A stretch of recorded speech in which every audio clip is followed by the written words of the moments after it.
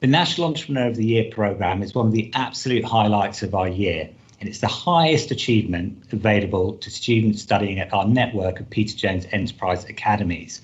We have 5 young, talented, enterprising entrepreneurs presenting to you today, and they deserve all the credit, all the applause. If you're their teachers, if you're their parents, you should be incredibly proud, because in this year of all years, they've done amazingly just to get here. So how does today work? Each of our candidates will be delivering a 5-minute pitch to our panel of judges. We then have another 5 minutes or so for questions. And at the end of the day, around about 4:15, we hope, we'll be able to announce this year's National Entrepreneur of the Year winner. That winner will receive an investment of £5,000. Now, it's important to say that that £5,000 investment comes courtesy of a kind donation from a lady called Carol Slesser, who passed away in 2013 from cancer. She was a lady that was really passionate about entrepreneurship, a great supporter of the Peter Jones Enterprise Academies, and this is her legacy. So, how are we going to decide, and who is going to decide on our National Entrepreneur of the Year this year? So let me deal with the how first, and then I'll introduce you to the who. We have 5 judging criteria. So if you're watching from home, if you're watching from school, the things to look out for are originality and innovation. So what is the business? What is the idea? What is the service that is doing something a little bit different, that is identifying a unique place in the market? Number 2, impact on a big problem. Has the candidate identified something that could be solved through an innovative business idea? Thirdly, product development. It's been quite a year for entrepreneurs across the country and across the world. And our entrepreneurs are no different from anyone else. They've had to adapt, they've had to be flexible, they've had to be creative, they've had to develop their product along the way. So how good have they been at doing just that? Number 4, long-term scalability. So we're looking for an idea that can be taken to scale, that's got the chops to go that step further. During lockdown, like myself, that's where you may go to get your food. But Dean's journey started from a young age. When he was a teenager, he set up a business selling bird feeders. He's been on our panel before, so he knows what the journey from young entrepreneur to established entrepreneur is really like. Dean, thank you so much for joining. It's great to have you as part of the panel again this afternoon. Next up, we have Debbie. Debbie is VP at the Sage Foundation. Now, the Sage Foundation are incredible supporters of the Peter Jones Foundation, and particularly our Tycoon Enterprise competition. Tycoon, as you may or may not know, is a national competition that's free to all schools in the UK. And in many ways, it provides a stepping stone to what you're seeing today, to National Entrepreneur, providing young people with that first opportunity to set up and run a business in school. It's fantastic to have Sage Foundation support for Tycoon. Fantastic to have Debbie on the panel today. Thank you, Debbie. Thirdly, we have Dara O'Sullivan. Dara, great to have you on the panel this afternoon as well. Thank you for joining. Dara is here in his capacity as a trustee for the Commercial Education Trust, CET. Now, CET support the foundation at the other end of the spectrum. They're helping us set up our alumni program. So many of our students who come out of a Peter Jones Enterprise Academy go on to great things, but go on to great things with our ongoing support, be that through mentoring, be that through us finding them incubator space, be that through workshops and so on. And CET are really helping us establish that alumni scheme. Now, you're probably looking around thinking there's one judge that's missing. Of course there is. You'll know him from BBC's Dragon's Den. I know him as somebody who's incredibly passionate about enterprise and entrepreneurship education, and has been banging the drum for enterprise and to get enterprise embedded in the curriculum for many years now. Ladies and gentlemen, please put your hands together and welcome our president, our founder, Peter Jones, CBE. Thank you so much, and hello and welcome everybody to the National Entrepreneur of the Year. And those of you that have heard about this you know, as Bill said, this is a huge highlight of our foundation every year, and we're incredibly excited. And I'm pretty sure that there's a few excited people as well as being a little bit nervous.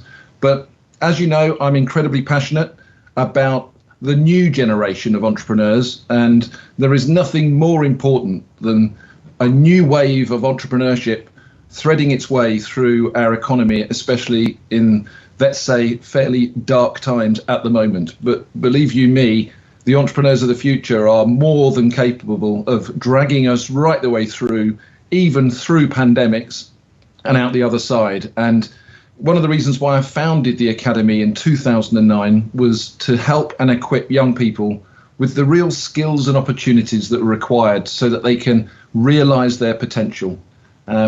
And today is culminating in something that I think we do every year, but it's really, really important for celebrating that success. So as far as I'm concerned, you're all winners to get to this point. But as everybody knows, today there can only be one. For over a decade now, our foundation, we've spent a lot of time trying to encourage, educate and empower young people in Britain to succeed.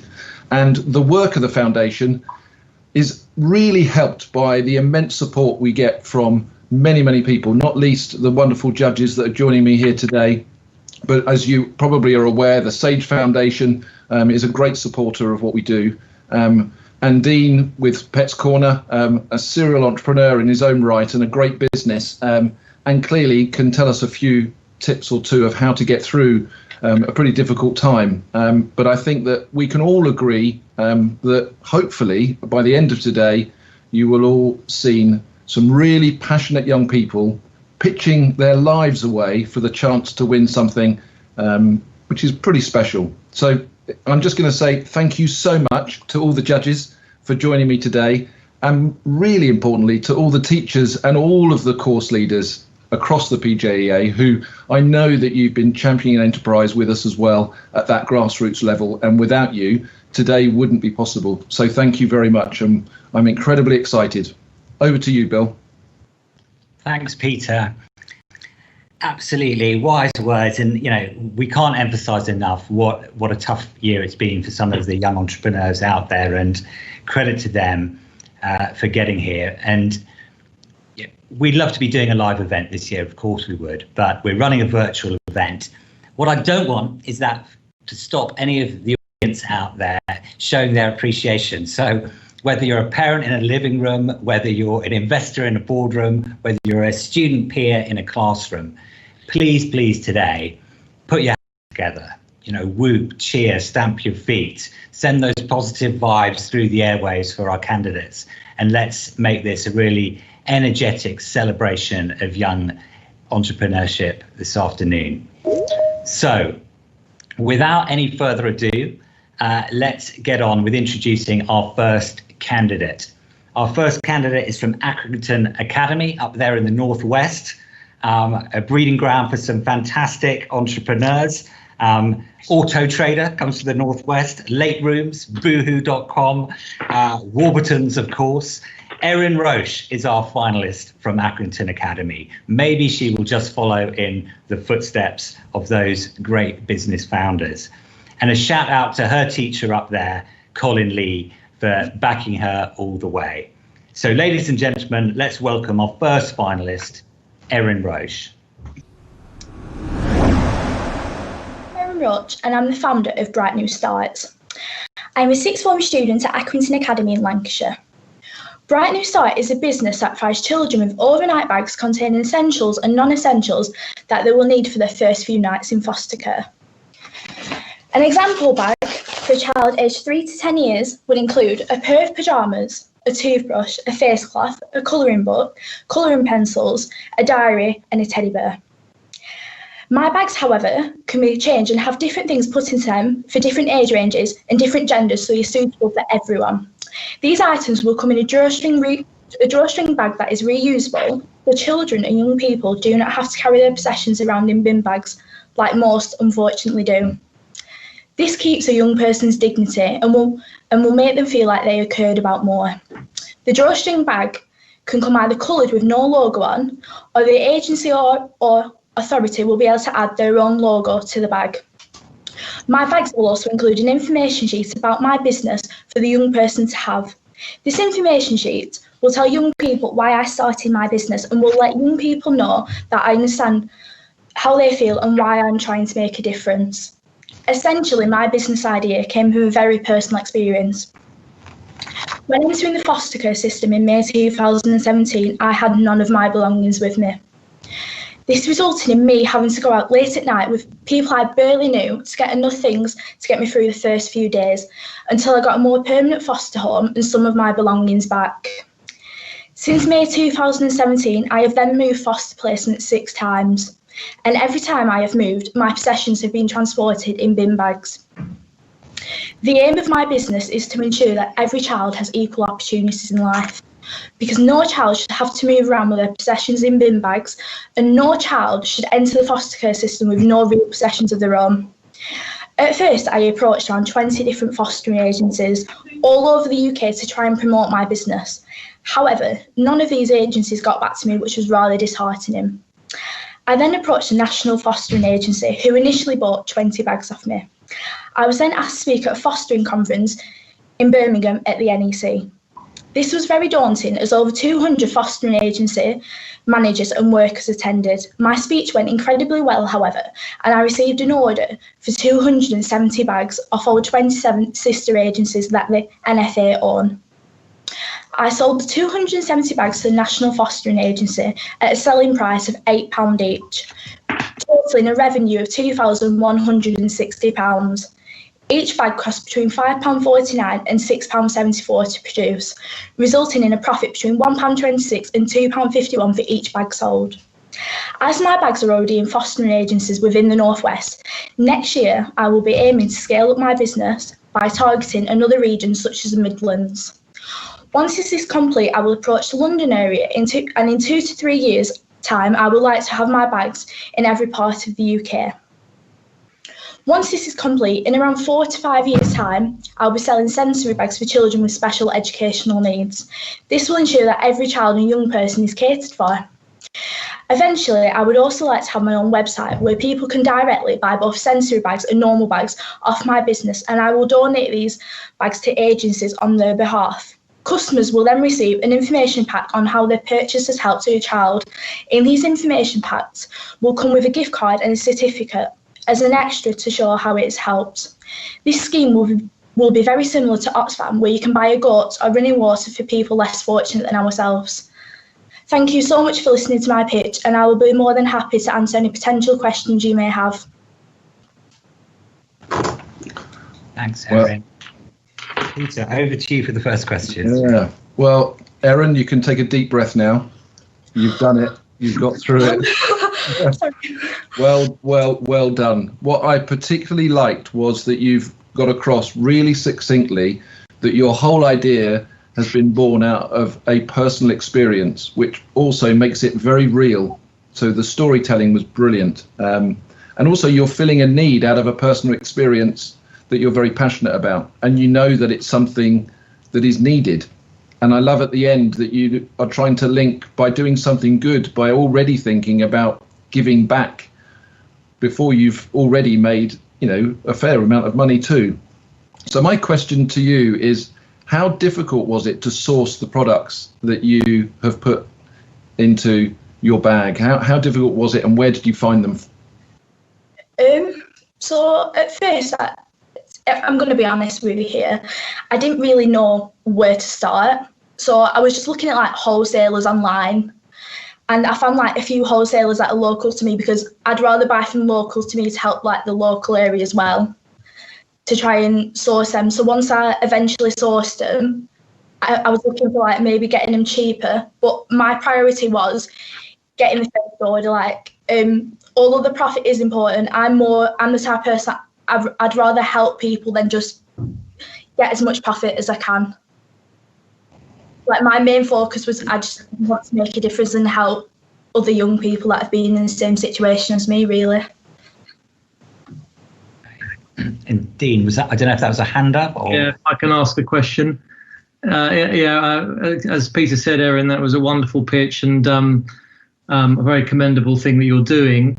If I put my business head on, if we just think about it as a business, obviously there is what you're doing is definitely needed and should be provided, absolutely should be provided.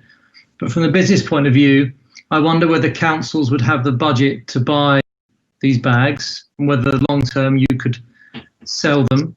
Would a better model be to perhaps to get companies to fund the bags and effectively provide them free? I can see where you're coming from in that aspect, because it is local authorities and the council are short on funds. However, that's why I'm approaching fostering agencies, because they do tend to have a lot more funds than the local authority. And once I finally got my website and built to the level where people can buy and donate, I can then donate to the agencies, like the local authorities even, rather than agencies.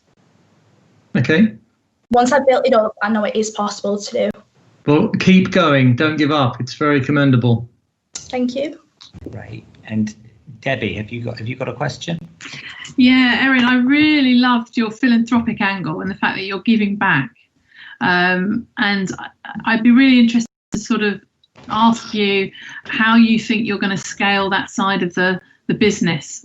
Is it something that you're going to kind of take with you as you grow the business, or is it something that you see as being a sort of program that you start 2 or 3 years out from now? I'm more going to focus on scaling my business so agencies buy it, because obviously, or if I do win the competition today, that investment I can get a website open. I'm building my social media following quite a bit each week. So that's helpful. And once I've got a website, I can promote it more. And then I can start to donate as soon as I can when I have the ability to do so. Yeah, I think that's a good move. Concentrate on growing the business first. Great advice. And Dara, over to you. Sure, Erin, well done. I love that you're showing that you can run a business and do some good at the same time. Profit and social benefit don't need to be different things. So well done for that. My question for you was, you said it very quickly, but it struck me on the way past. You stood up at the NEC in front of a whole load of people, and at the time you hadn't sold any bags, and that was the turning point for you. That must have been terribly nerve-wracking. How did you deal with your nerves? Honestly, I don't really know. I just stood there and I thought, I'm not really bothered so much about the profit. I've just got this drive where I just need to help people, because I just thought, what would I have loved when I first went into foster care them first few nights, because it's the most terrifying experience you can possibly think of, and then having no stuff of your own. So I'm looking at it as what would I have needed and wanted when I first went into foster care, and how am I going to try and help other people so they don't ever feel like they're in that situation, because it's you feel so isolated when you first go into foster care, because you don't really have contact with your family or your friends, and they tend to move you so far away from home as well. Well done. Erin, thank you so much. What a great job you've done today. And picking up on what Dara said, when I was your age, my legs would have been absolute jelly presenting at the NEC or presenting even to this panel today. And you've done a fantastic job, and thank you for sharing your personal story as well. You can now leave the room and relax until the end of the day. We're going to move shortly on to our next National Entrepreneur of the Year finalist. Thank you. But ladies and gentlemen, what we're doing this afternoon is punctuating each presentation with a short film from one of our alumni, somebody who was a candidate in National Entrepreneur of the Year some years ago and has gone on to great things. So whilst the judges complete their scorecards, I'm delighted to be able to share the first of our short films from one of our incredible alumni.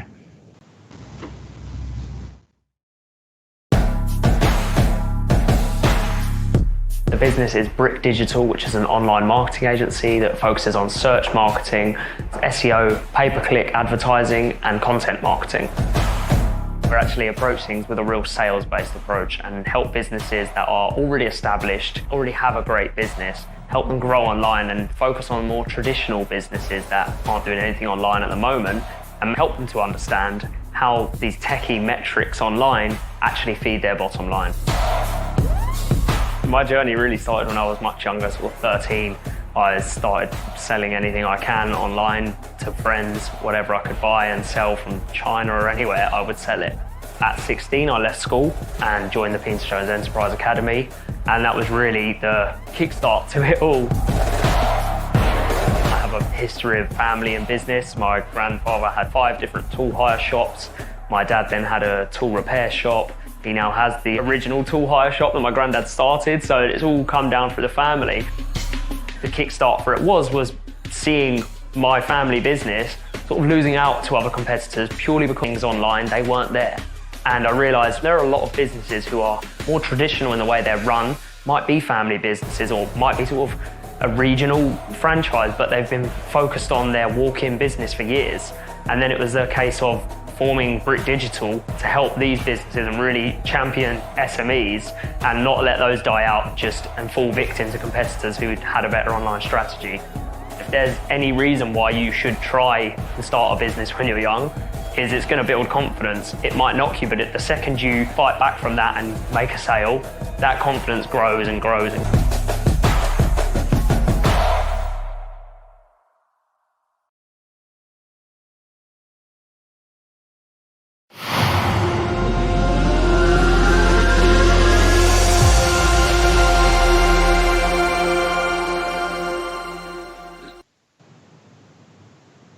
So we're back. Hello, ladies and gentlemen. We're back, and the judges have completed their scorecards, and you may have seen that we're joined by our next National Entrepreneur of the Year finalist, Alby Bartlett from Millfield School down in Somerset, and a shout out to Robin Wood and Catherine Glover, the fantastic teachers down there at Millfield School. Alby, you're looking the part. I can see your bike there. Over to you, my friend, for your pitch. Okay. And it is an honour to be here today to introduce you to cognitive bikes. I've always had a passion for cycling, which began at a very early age with competing at a national level of road racing, coupled with my love for mechanical engineering. From these passions was born my vintage second-hand bike enterprise, which has been successfully running for 10 months. My main function is to restore vintage bikes and upcycle them using my specialist expertise and delivering them to customers all around the UK. My business gathered pace during the pandemic bike boom, whereby cycling became the UK's fastest growing sport, with an increase in bike sales of 60%. In customer demand, 120%. I found the difficulties of customers getting access to bikes, as there were cycling stores running out of bikes, and the increase in the difficulties of customers getting access. I understand whilst researching the market, I discovered there were different types of customers. Therefore, I would need to diversify and to meet the customer expectations. So we offer 3 different types of service: the club, the pro, and the tour. The club service being the most cost effective at £35, ensuring the bike is functioning effectively. The pro service at £45 ensures functionality as well as a deep clean of all the bike's parts and components to enable margin gains to be achieved. The tour service at £65 includes all of the above, as well as disassembling the bike and rebuilding to optimise the efficiency, whilst also improving the branding and design. All of the services include servicing the brakes and gears, as well as complete 21-point check of the entire bike. I've also found a way to extend my product range into vintage cycling clothing, where I found a supplier with similar sustainability credentials and have purchased 300 items of vintage clothing, which I will sell alongside my bikes. And this will provide me with a large profit margin to reinvest into my business. I understand the importance of corporate social responsibility, and I believe that cycling is incredibly important during these difficult times. With this in mind, I aim to provide my services free of charge for certain groups of customers, such as customers with physical and mental disabilities, and those less fortunate who feel so cycling will help them on their journey to positive well-being and recovery. In my opinion, cycling is the best way to relieve stress, and it also releases endorphins to give you that feel-good feeling. Cognitive Bikes has been built to encourage these principles and values, alongside supporting the environment by recycling and reusing the bikes that may otherwise be disposed of. I'd also like, in the future, to run bikeability training courses for the disadvantaged groups to supply them with the correct skills and knowledge for road safety. Our main competitors are large retailers such as Halfords and Evans Cycles, but they only sell new bikes, and according to my market research, there are very few bike restoration companies in the surrounding area, potentially allowing me to lead in this market. Potentially allowing me to lead in this market. The bikes we sell allow us to meet customer specifications and also hit the hearts of collectors who are looking for that vintage twist. I currently have a workshop space at home, giving me access to a large area to work in, and this is also in a very good location, giving me access to Taunton, Bath, Bristol, and Exeter. Taunton and Bath are also in the process of becoming cycling towns and opening new lanes public to use, which will potentially encourage the bike to work scheme. Therefore, I will intend to have employees working in these towns and cities to provide services for the local needs, fast collection and delivery times. In order to scale up the business, I would like to invest in an e-commerce platform to start distributing on a national scale. I currently promote using Instagram and Facebook, and this has drawn the attention of over 19,000 people. Yet I feel designing an e-commerce platform would allow me to reach a greater number of customers. I'd also like to invest in a van to enable me to travel further distances to customers, businesses, and universities would appreciate this additional convenience. I'd also love to invest in a van, which will allow me to upload videos of the bike restoration videos and also online advertising for the customers to see the product demonstrations. It would also be fantastic to register the Cognative Bikes trademark. Whilst being on this exciting journey, Cognative Bikes has generated £2,431 in sales revenue with a net profit of £1,327. I'm to talk to you about this business today and extend my passion into cycling and start up Cognative Bikes. It has been an honour to talk to you about it today. Thank you for listening. I would now like to open the floor to any questions. Thanks, Alby, and sorry for those technical hitches at the start of your pitch. Judges, please do, we'll allow time if you want Alby to go over any of those points, of course. But Peter, over to you for the first question. Well, Alby, congratulations. Sometimes technical difficulties, they can phase people, but they clearly didn't phase you. It reminded me of being in a live studio once, live on TV, and I didn't realise that I was speaking for a few minutes. My mic wasn't even on, so you did really, really well. I went bright red when it happened to me, so you do. Congratulations. What I kind of picked up, though, is ultimately you've got a vintage bike sales and servicing company. Is that right? Yeah, that's correct. So that's in essence your pitch. So it's kind of a bit of sort of pimp my bike or something like that is sort of in essence. So I like the fact that you're taking something. I like vintage cars. So I've got a 550, which is my pride and joy. It's a 1998 vintage car. It's only done 4,000 miles, and I'm crazy about it. Weirdly, I only do about 150 miles a year in it as well, but I still like it. So I like the fact it came from your passion and what you do. My question specifically to you is, though, where's your income mainly going to come from? Is it going to come from the recycling of vintage bikes and then selling them, or do you think you're going to make more money from the servicing side of things?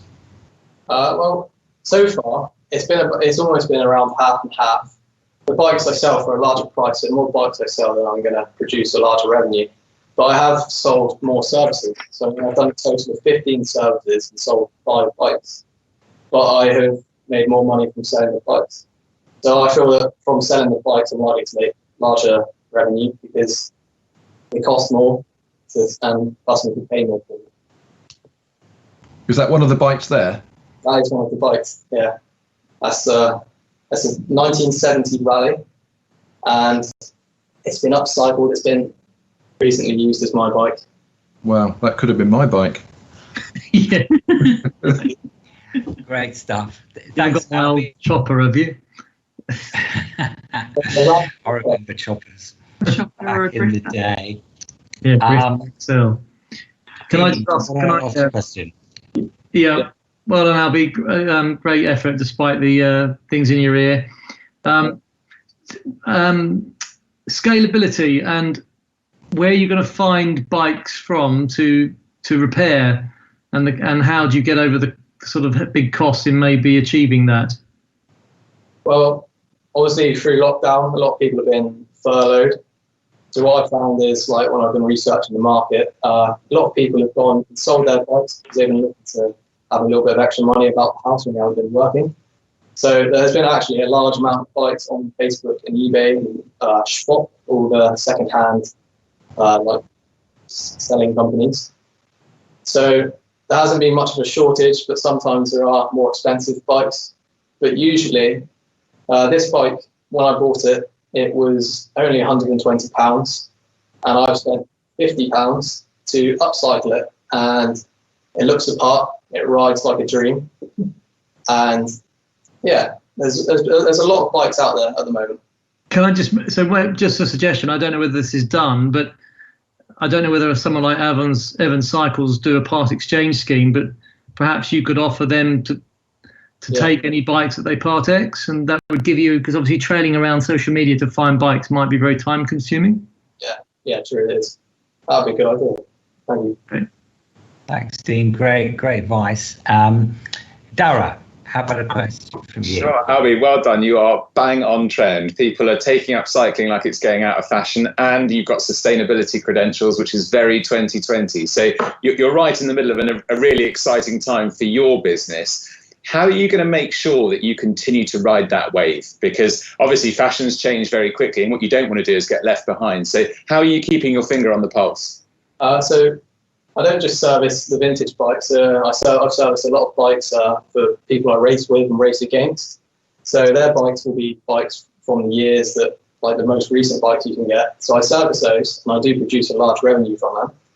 But I would also look to start upcycling more modern day bikes and have that as a second side of the business, so that I can continue to ride this wave and keep drawing the attention of the customers. Brilliant. Thank you. And Debbie, final question from you. You've stolen all the questions. I was going to ask about where you find all the bikes. One of the things that I was thinking about when you're talking about where you get your bikes from was there's a program on TV which is all about upcycling, which you probably won't have seen because it's on in the afternoon, but it upcycles furniture from local refuge tips.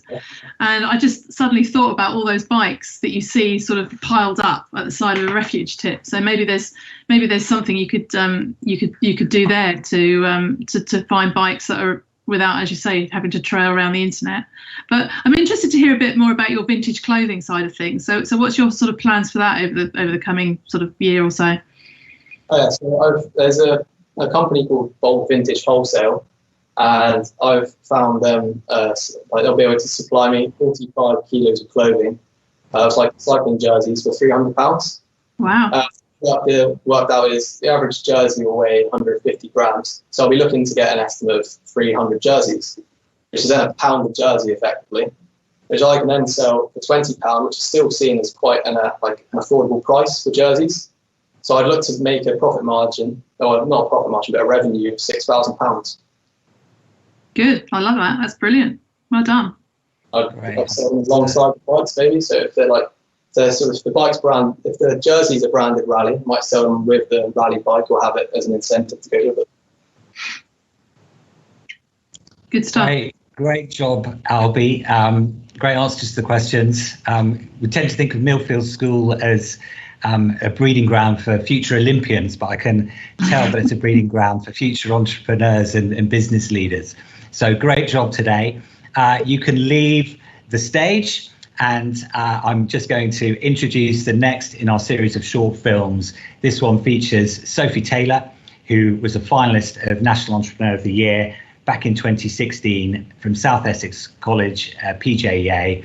Here's a film of Sophie in action.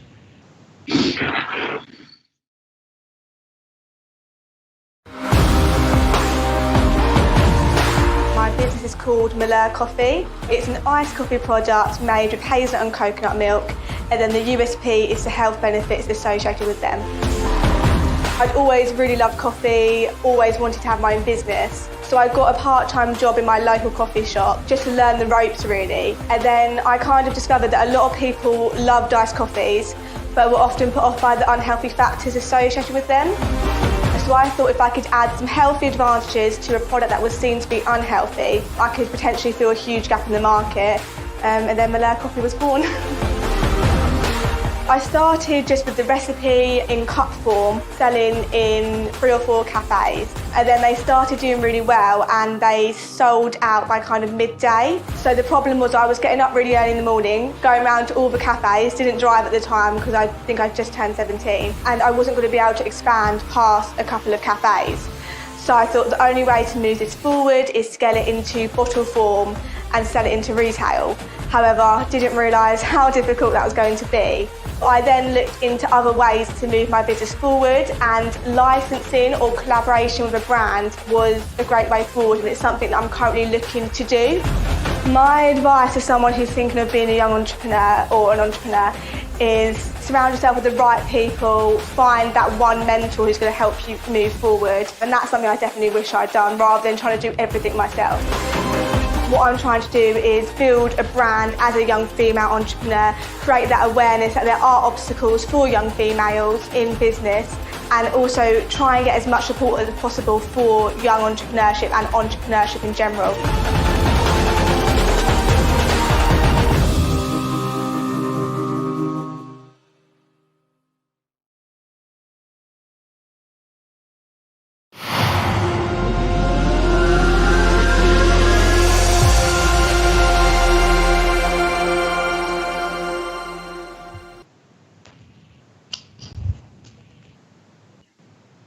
So we're back, ladies and gentlemen, and you'll see that we've been joined by our next National Entrepreneur of the Year finalist, Samantha Prince from East Durham College.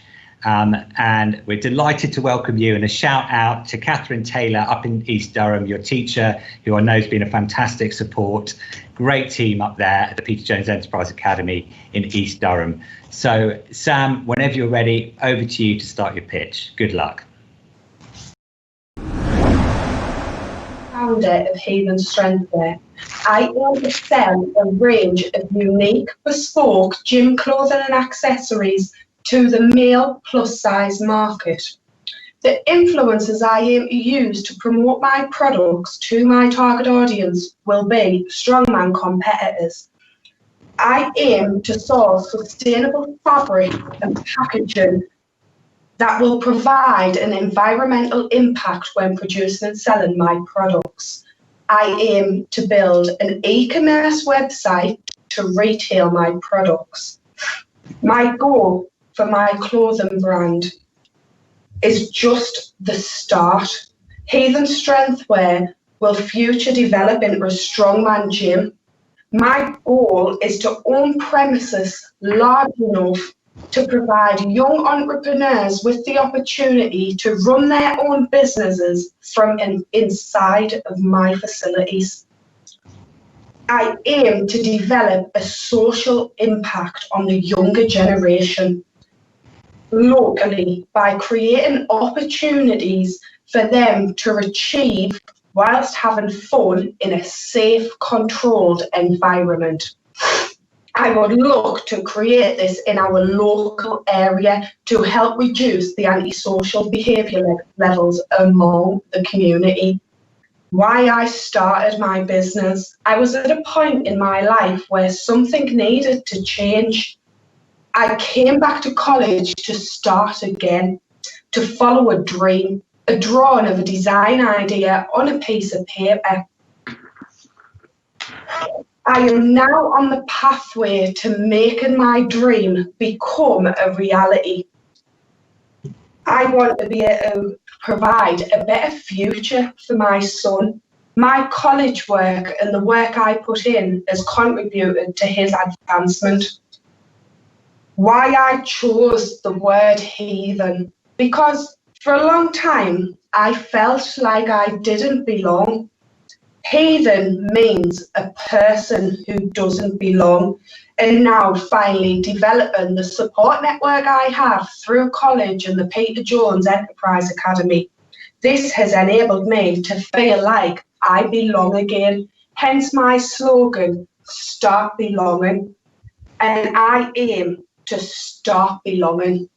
The skill I have most is resilience. I have faced many barriers with my business so far. The more barriers that I face, the more I want success. Winning £5,000 would enable me to move forward with my aims for Heathen Strengthwear. It would enable me to make my dreams become a reality. It could produce more stock to make growth on my already accumulated £500 sales from t-shirts and hoodies. The £5,000 would allow me to expand my clothing collection. It will also contribute to having samples produced from a manufacturer of my newly sourced sustainable fabric and sampling that product among my target audience. Winning National Entrepreneur of the Year would be a dream come true. Making it to the final with my business has been a huge achievement, and I am a totally different person to who I was when I began my journey. And having the opportunity contributed towards that. No matter what happens today, it has been a fantastic experience. I wish everyone the best of luck on their journeys. Thank you all for believing in me and supporting me. I finally believe in me. It's time for me to start belonging.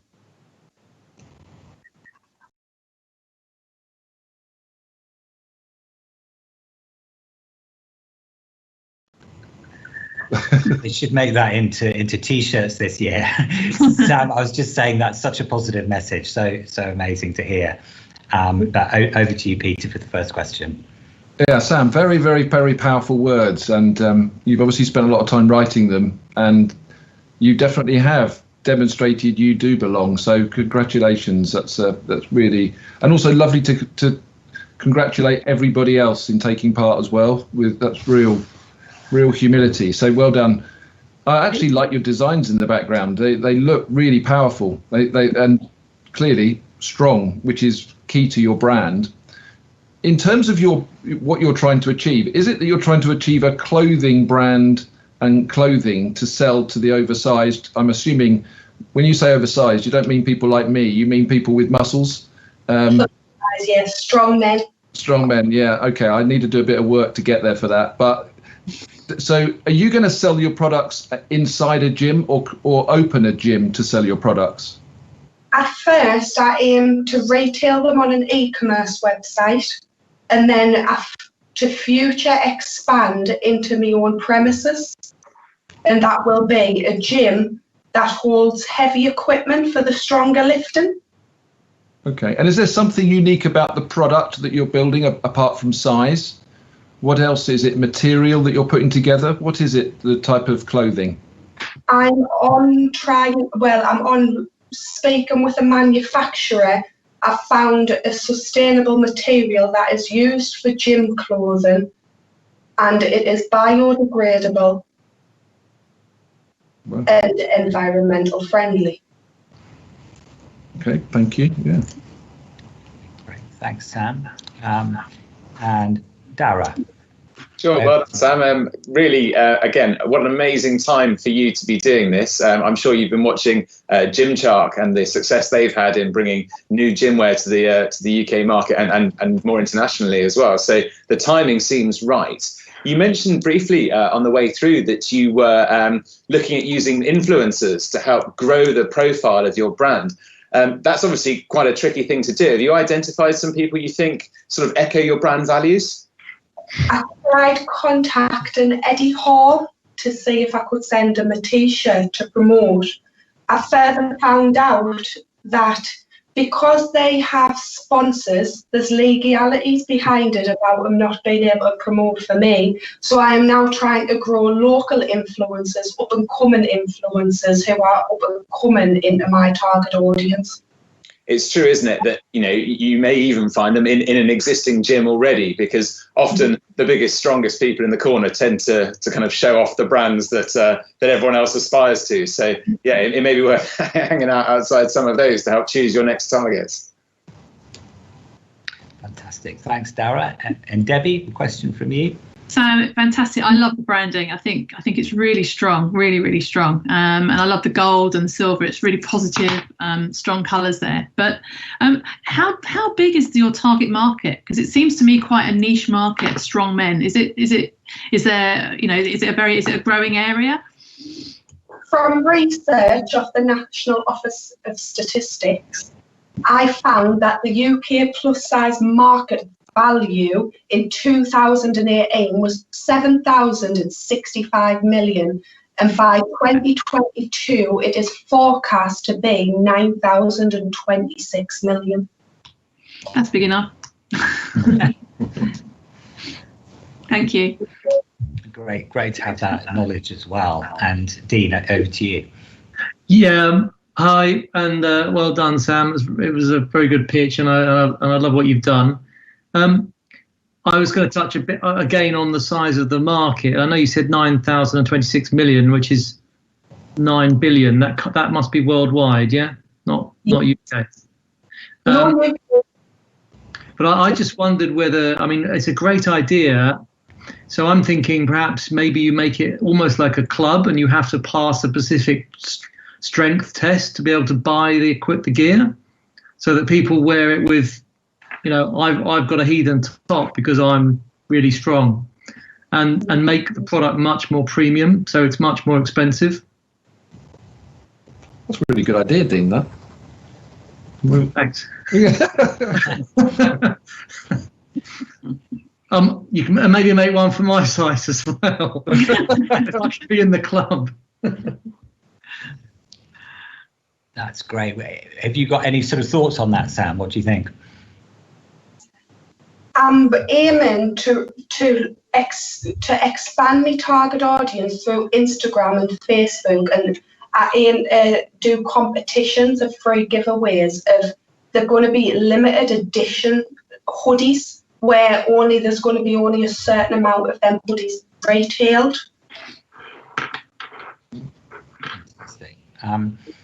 Okay, well, our time for questioning is up. Fantastic job.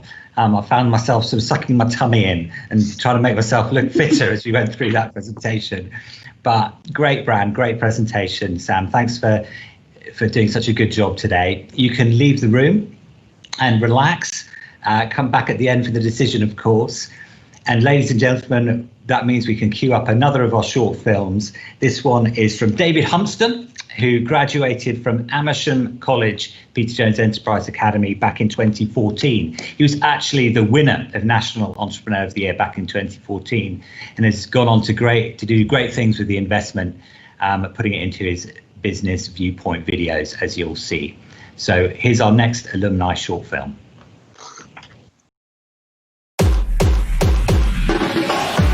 The business is Viewpoints, and we do automated souvenir video systems for leisure venues. Most of our clients at the moment are go-kart tracks, but our product can be applied to the whole experience market.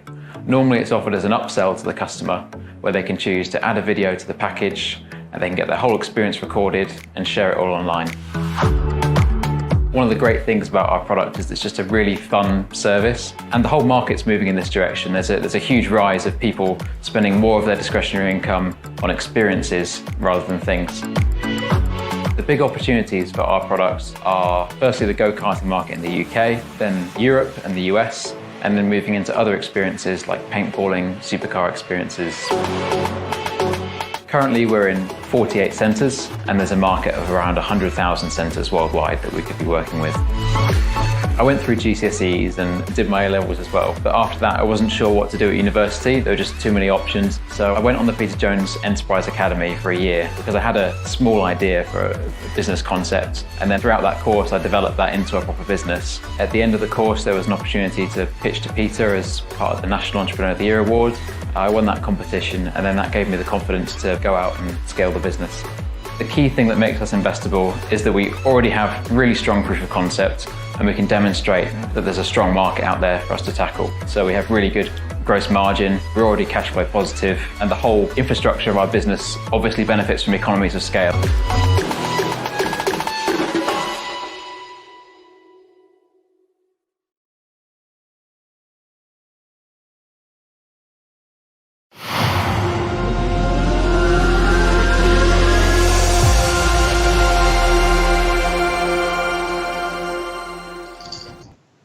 So, ladies and gentlemen, we're back with our next candidate.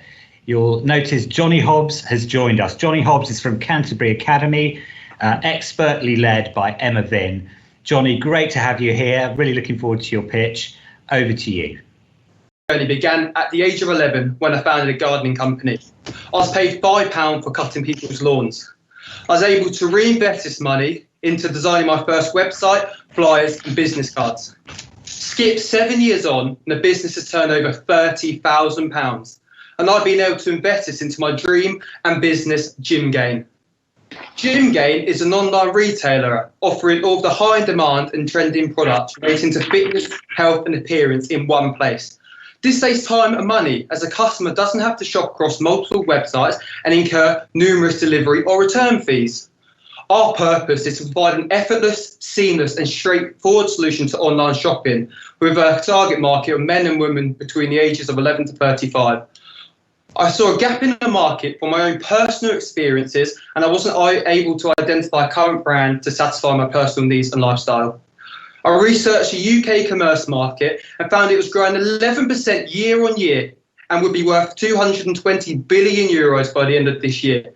So I took my idea further with a soft launch called Gym Gain V1.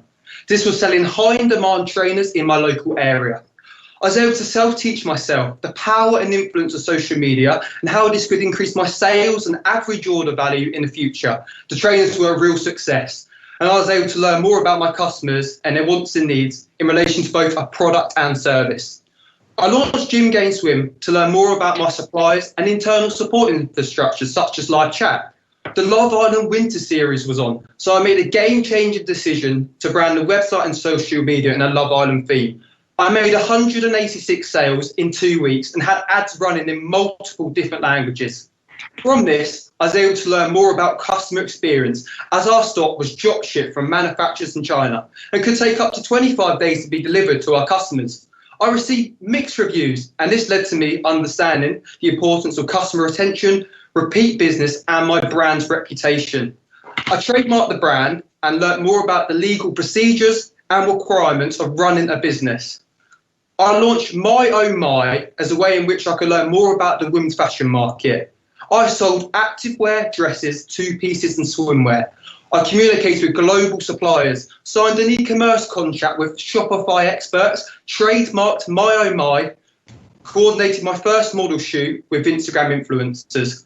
Working with e-commerce experts, I've been able to share my drive and passion in delivering the best possible experience for my customers. They manage my email marketing, PPC campaigns, conversion rate optimization, and other marketing strategies that I employ. All of the data from ad campaigns, popular products, and cart abandonments has been migrated to gymgain.com, helping Gym Gain to become a reputable retailer and brand. Your investment today will turn Gym Gain into a fitness apparel, manufacturer, and online retailer. This means we'll sell our own branded and designed products as well as other brands that fit well. We'll invest into intellectual property, including the worldwide expansion of our trademarks. We'll increase the delivery options we offer, including same day and next day delivery 7 days a week. I'd increase my monthly ad spend, meaning we can compete with brands such as Gymshark, MyProtein and Pretty Little Thing. And we'd get in contact with fulfillment centres, meaning we could scale worldwide at a touch of a button. With the launch of our new collections, I'm predicting month 1, £5,000, month 2, £8,000, and month 3, £15,000. Over 12 months, a turnover of £250,000 and a profit of £150,000. We're currently trading with strong sales for month 1 with an ad spend of £3.99 and we receive between £115 to £150 of sales off a £3.99 ad spend. I've got myself here and I'm willing to take gym gains so much further.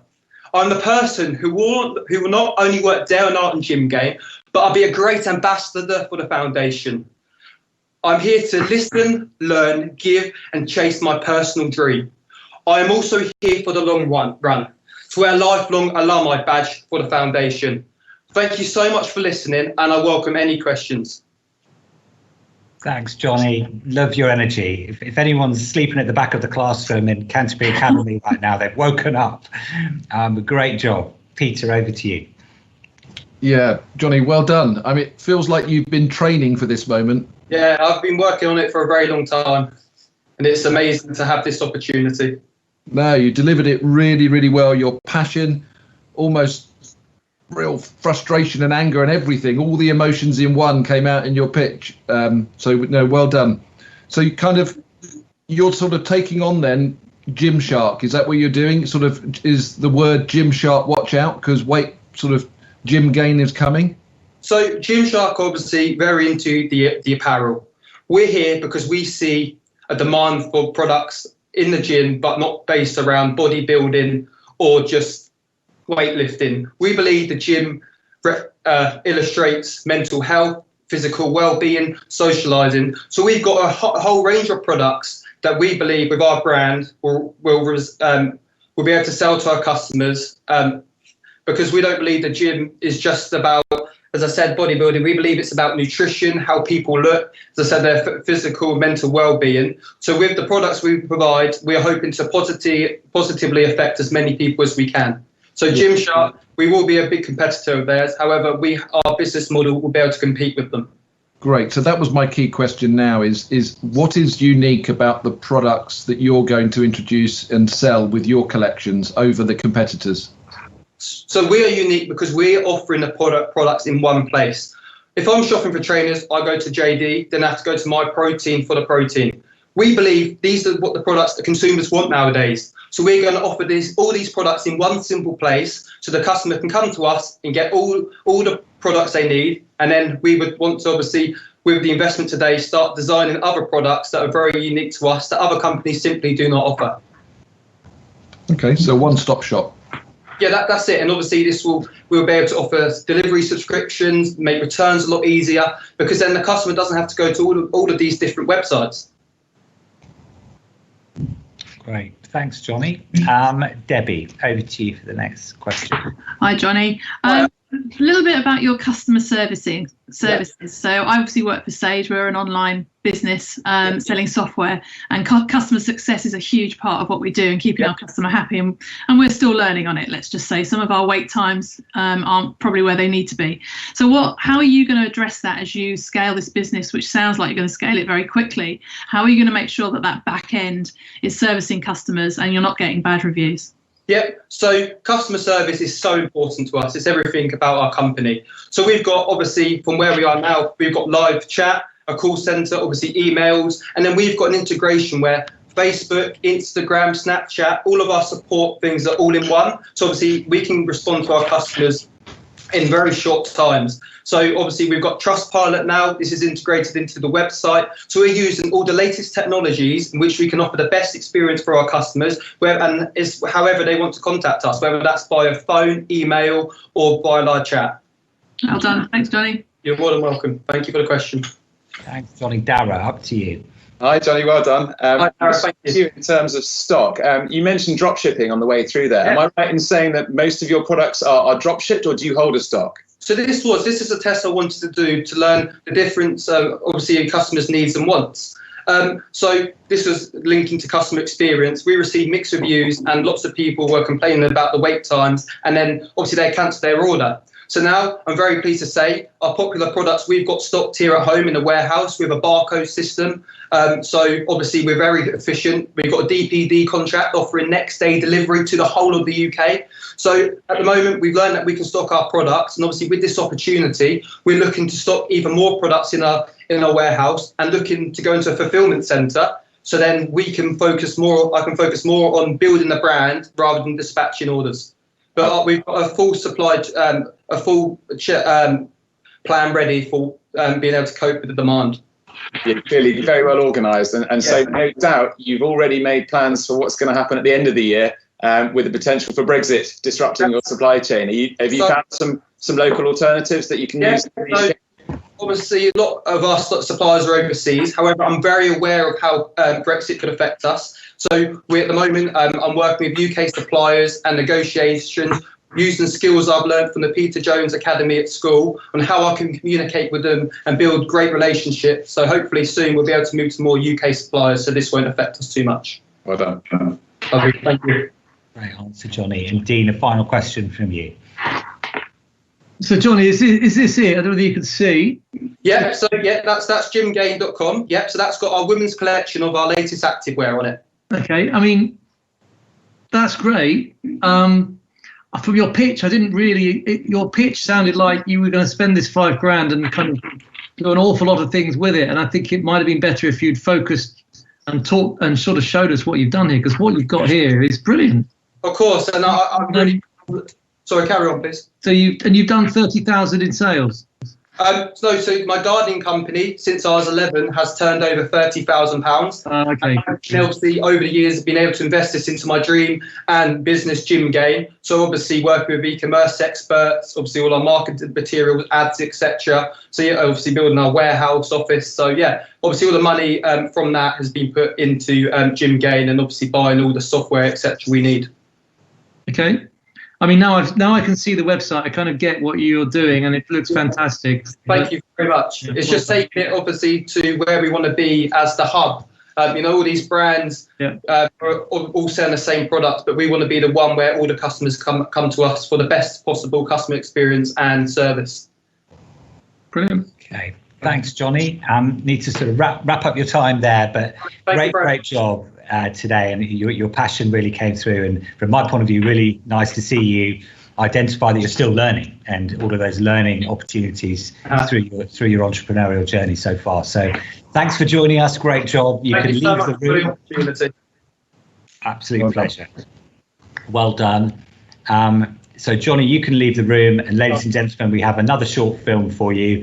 This one from Kamal Ellis Hyman, who actually won National Entrepreneur of the Year back in 2015, and then went on to win our Alumni Scale Up Challenge in 2019. So he's someone who has really taken things forward post the Peter Jones Enterprise Academy. I hope you enjoy this film from Kamal.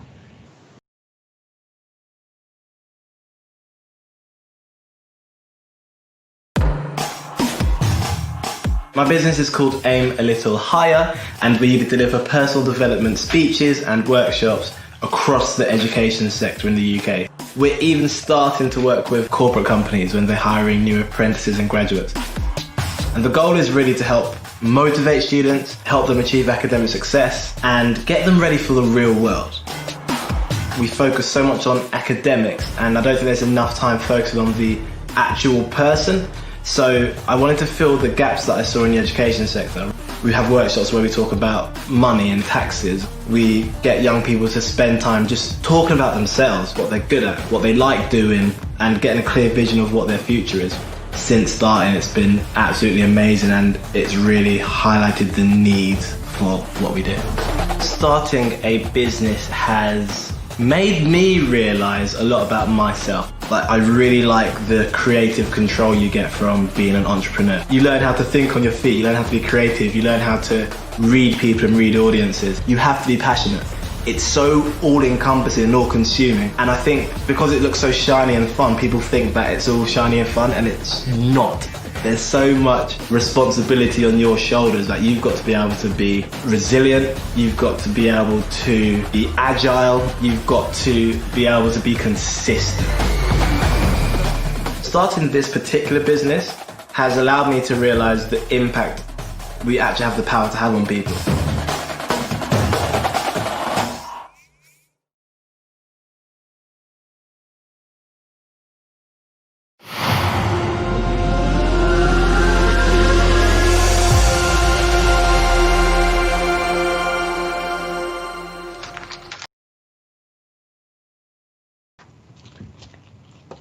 So we're back, ladies and gentlemen, with our final National Entrepreneur of the Year finalist. Not easy going last. Megan Parfit has joined us. She's been waiting patiently in the green room, but she's ready to go. Megan's from Folkestone College, Peter Jones Enterprise Academy, and a shout out to the team up there, Alexandra and Charmaine. You both do an amazing job. I know you've been supporting Megan all the way. So good luck, Megan. Over to you.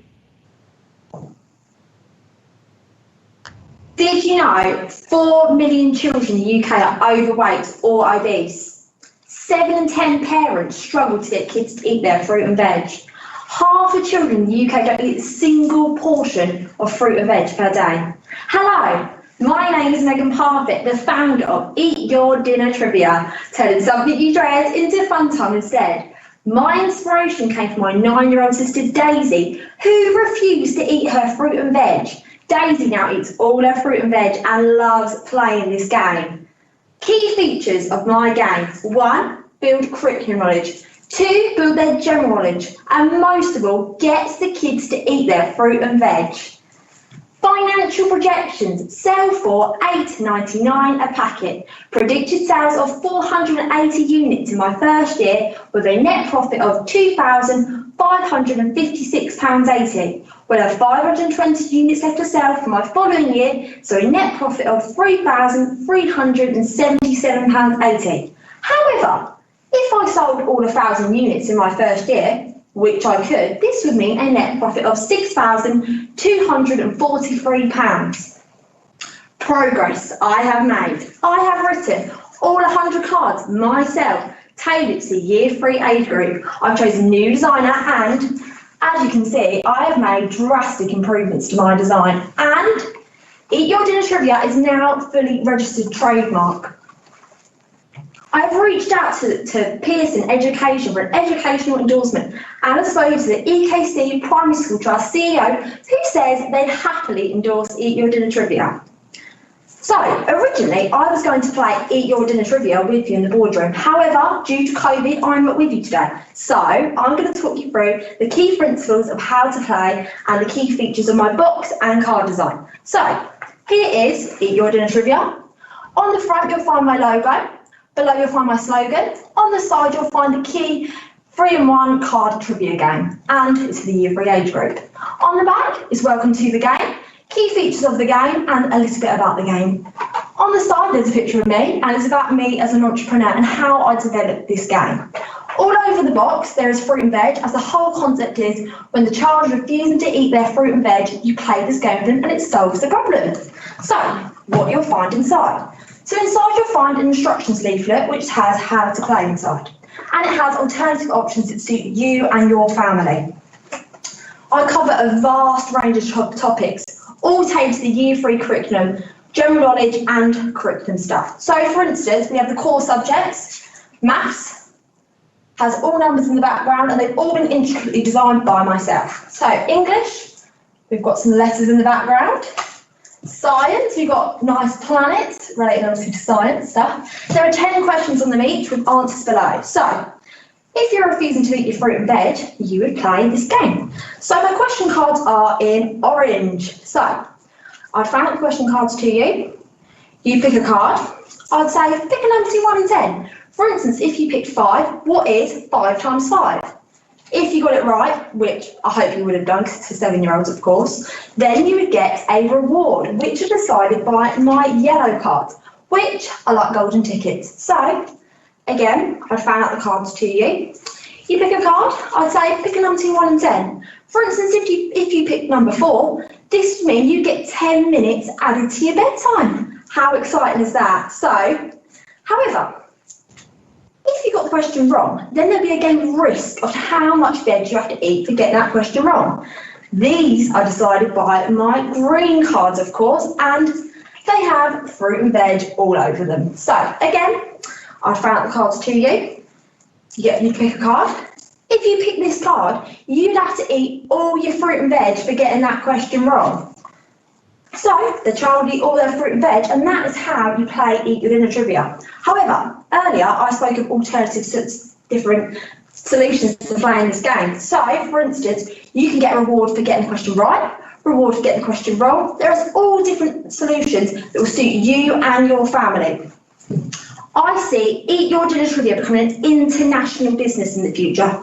I have huge ideas for expanding into a range of different products, which include spinner dinner plates, adult trivia games, and even Get Fit Trivia. I have so many ideas. I see Eat Your Dinner Trivia becoming as popular as Monopoly in the future. I now invite you to ask me any questions. Thank you very much for listening. Thanks, Megan. That was amazing, positive, really sunny presentation. Thank you so much. Thank you. Over to you, Peter, for the first question. Megan, congratulations. I feel like I was I switched over and was part of a TV shopping channel then for a moment. Really, really good, great energy. So in essence, you've created a card game for kids to encourage them to eat their veg by and getting rewards. So is the reward the eating of the veg, or the reward is that they get extra 10 minutes or they get a treat, or how are you working that out? What's the reward? So the rewards are decided by my reward card. However, I understand that some families want to play it slightly differently, and the reward sort of be they're trying to tell the kids the reward is the vegetable. So I've got different reward ways of suiting you and your family. For instance, if you eat the vegetable, you can get a reward for eating the vegetable. If you get the question right, then I play with my family. If you get the question right, Daisy, you get a reward. But if you get the question wrong, you have to eat your veg. So it can be tailored to how you want to play it with your family. So there's no right or wrong way of the veg is the reward. No, great. I think that was really important to get that clear, because you could see that this is, if I get the question wrong, I've now got to eat fruit and veg, which it's not a bad thing, fruit and veg. So I love the fact that you thought about both angles. Yeah. Cool. Great. Thanks, Peter. Dean, question from you. Hi, Megan. It looks quite hard to see the physical product on the screen, but it looks like you've thought it through very nicely. So well done, and a great pitch. How many kids have you tested it on? So at the moment, obviously, I was planning to go into my local primary school, but obviously due to COVID, I haven't been able to go in there. However, though, I've spoken to the EKC Primary School Trust CEO, who says that they'd happily use it in their schools. And I've spoken to Pearson Education for a possible educational endorsement, and I've reached out to them to sort that out. But in regards to playing it in schools and with children, I played it with my sister, obviously. This is how I solved the problem. She hated it. Honestly, roast dinner, no way. Not eating the veg. No way, Megan. But I haven't been able to test it with as many kids as I like. I've spoken to parents, like my sister's parents, like children, and they love the product, they love the idea, and I've done a survey online, and there is a real need for it. You only have to watch the news to know that there's a need for kids, obviously, don't eat their fruit and veg, and there's obesity problems. Okay. Thanks, Megan. Debbie. Hi, Megan. That's fantastic, and I agree. Your pitch was amazing, and a very strong marketeer, I reckon, in the making. So well done. Thank you very much. Have you thought about online versions of this? Because obviously we've sort of gone into this virtual world, and getting close to grandparents and extended family, as you found out with your market research, is quite difficult. So is that something that you're going to consider? Yes, I have an idea for on-the-go trivia. It's kind of in a skeleton format at the moment, as my whole idea of my game is to get kids talking around the dinner table with their parents. They're so used to getting in front of the telly with their, I don't know, whatever dinner they've got, and not actually interacting as a family. So my whole concept is I want kids to talk around the dinner table with their parents again, rather than being on their phones and playing a game. I think it's way more beneficial to be talking rather than be on your phones. But I have thought about on-the-go trivia, eat your dinner trivia in the future, for sure. Brilliant. Well done. Great stuff. And Dara, you had your hand up before. Sure. Well done, Megan. I really like the idea that you're using your business to solve a problem that's just such an everyday problem, yet at the moment doesn't necessarily seem to have such an obvious solution. So well done for that. My question to you revolves around the idea of monopoly. So, I mean, our monopoly board at home must be 100 years old, and I feel like you never grow out of monopoly. With your kind of very much aiming at year 3 level with these cards, is there a danger that your customers will grow out of your game? How do you see yourself being able to stay with your customers as they grow older? So I have ideas for every year group having a set of cards. That's my whole idea. I want to go into preschool years at first as well after this, and then go from year 3 all the way to back down and up into year 6. I also have ideas for not just this being a kids game. I want this to be an adult game as well. It will have a slightly different way of it working, obviously, because adults are different to kids. But that's my idea. I'm going to expand it to a huge range. I'm going to have spinner dinner plates, reward charts, all different things that can be played with adults and kids put over together. So that is the idea. I like the idea of being rewarded for doing my ironing. So if you could get one out quickly. Definitely get a takeaway as that reward. Fantastic. Well, listen, well done, Megan. Really enjoyed your pitch today. That pretty much is time out, so you can leave the room, but do come back at the end for the big decision, of course. And yes. Well done again today. Thanks so much. Well done, Megan. Bye. Big pleasure. So, ladies and gentlemen, that was our final pitch. You've heard from all 5 National Entrepreneur of the Year finalists. I don't know about you, but I am just totally blown away by those young entrepreneurs. The word that comes to mind is probably wow. Wow. There's no way on earth I could have done that at that age. Build a business up and present it to a panel. So, as someone who heads up the foundation here, I feel really privileged to have heard the young people today, and I feel proud. Even from quite a distance.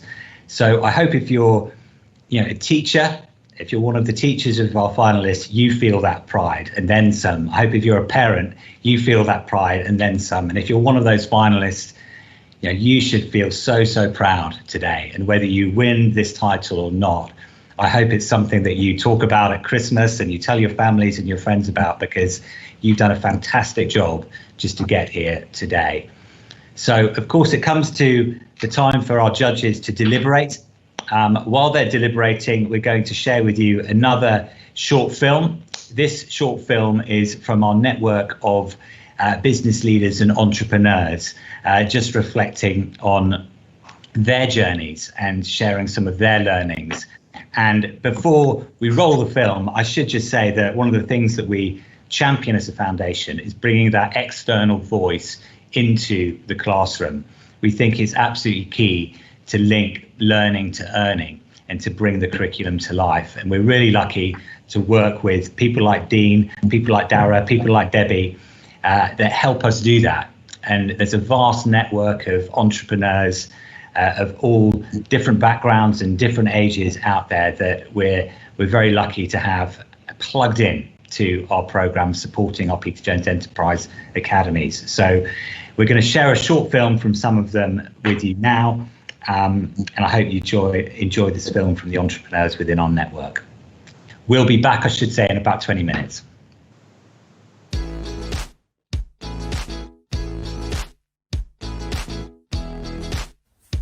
Hi, I'm Henry Holland, and I got started in business almost by chance. I had a really small idea that was intended to just be a bit of fun for me and my friends, and it very quickly became a business opportunity, which I then really kind of went for, grabbed with both hands, and spent as long as I could realising every opportunity that presented itself. Hi, I'm Josh Turner, founder of Stamp Socks.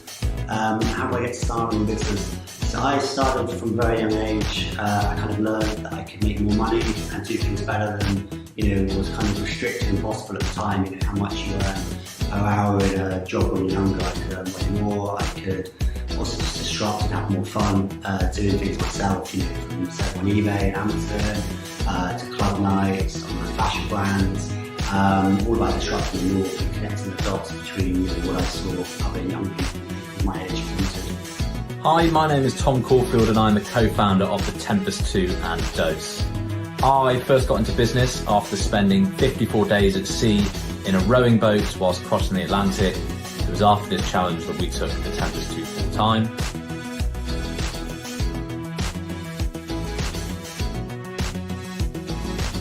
My advice to any young entrepreneur is to always trust your gut instinct.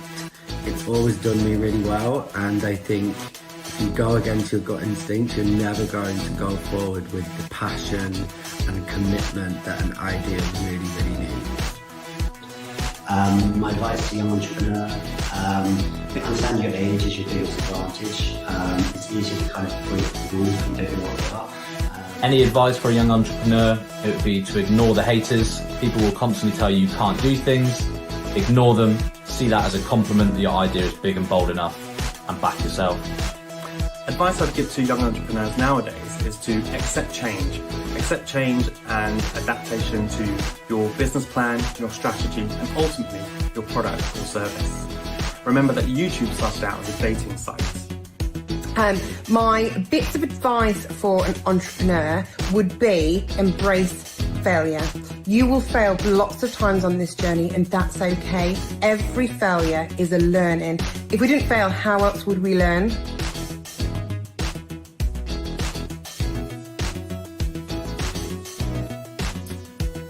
Three qualities that I would say every entrepreneur needs are passion, drive, and tenacity.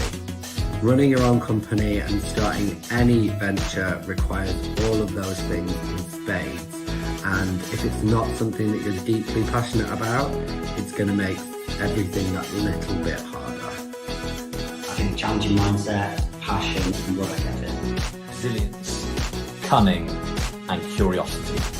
Passion, resilience, and drive. Bounce back ability. You need to be able to bounce back because there's going to be lots of twists and turns, lots of challenges. Organisation is key, absolutely key. And thirdly, embrace change. As an entrepreneur, you need to be able to embrace change. There'll be lots of change in your business, lots of change in the environment. Just embrace it.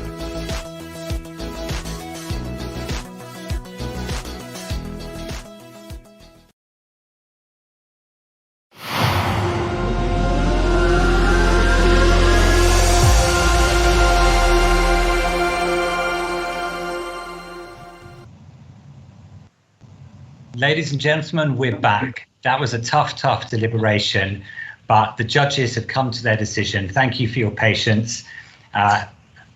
Participants, finalists, once again, fantastic job. You've done really well.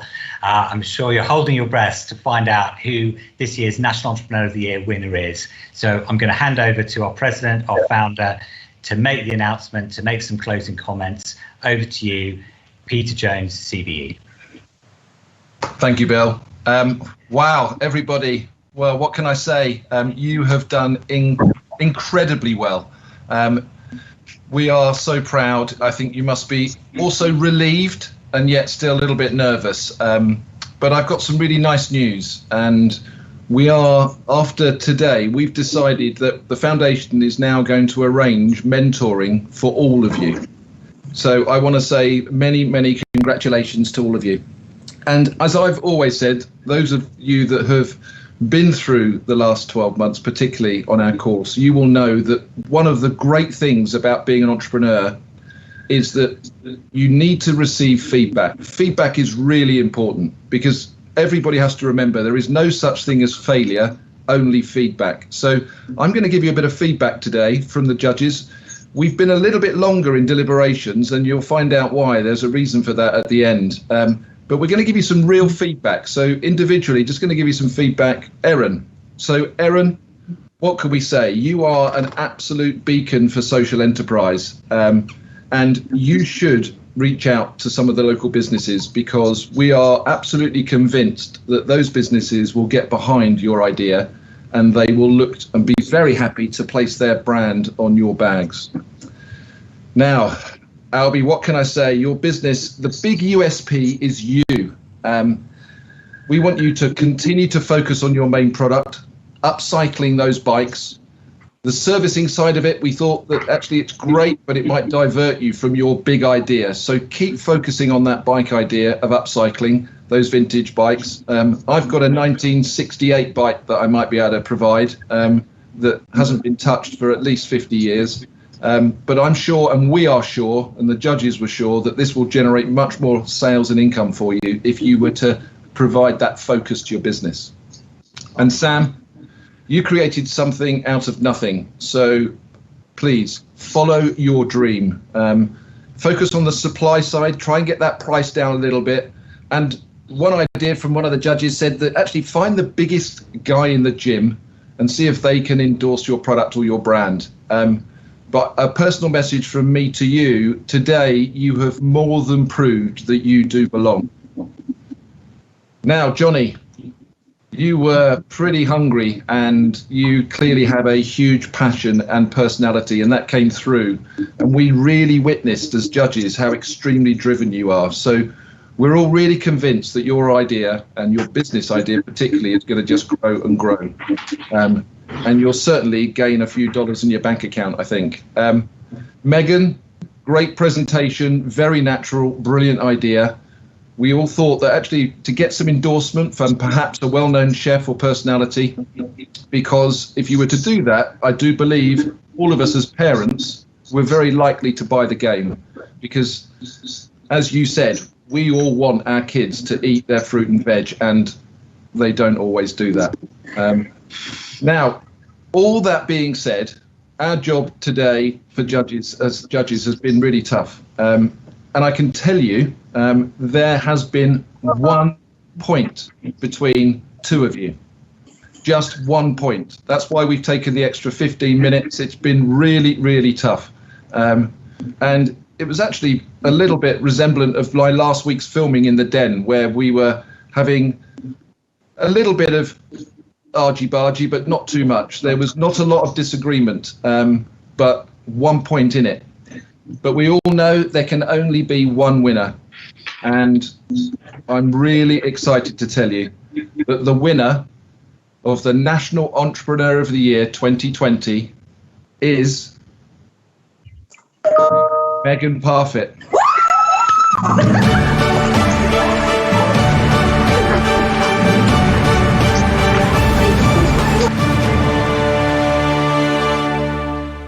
How do you feel? I just feel so happy, like just that somebody having like belief in my product, and it's all just come from just my household, just playing a nice game with my little sister, and I just got such big dreams for it, and now my dreams can come true. But just amazing with this money, it's gonna set me up, and I'm so happy. Thank you so much. Well, congratulations from us all. Fantastic. Now, I did mention that there was only 1 point, and because the fact that there was only 1 point and it was so difficult this year, we've decided to also have a highly commended. And I'm genuinely pleased that Debbie at Sage has kindly agreed that Sage will donate £1,000 to the person that I'm also going to now announce as being the winner of the National Entrepreneur of the Year Highly Commended of 2020. So £1,000 prize goes to Alby Bartlett. Yes! Alby, congratulations. You've got a £1,000 check whistling its way to you. I don't know if you can see me when I do that, but there is a check here. But another congratulations, Alby. Well done to you. Oh my gosh. I'm sorry. So, Megan, I hope that you have a good evening tonight. I'm sure you will. And I'm sure to all of you, we want to say congratulations. We're really chuffed to announce that Dean, you're a champion. Thank you so much. But Dean has offered everybody, he's going to mentor all 5 of you. So Dean is going to help all 5 of you. And also Debbie from Sage is also going to help you, Erin, and get your idea off the ground. Oh, thank you. So there is no doubt that you are all winners today. So I want to say many, many congratulations to the finalists in the room. You're all champions. You've done such great work. You're real testimony to the power of enterprise education.